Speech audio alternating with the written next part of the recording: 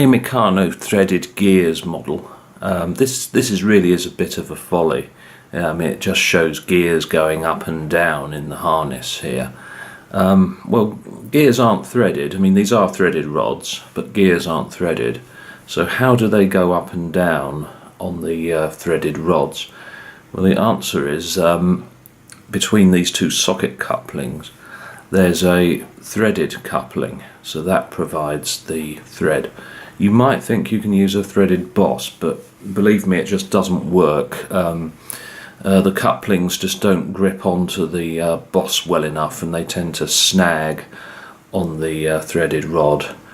I've used various gear ratios here, so that one's the fastest, then that one, and then that one's the slowest. And it's very Heath Robinson, so I can show it at the Heath Robinson Museum in May. And at the back there's the automatic reversing mechanism, because this has to in the end reverse, and that was shown in my last video. And let's see it working.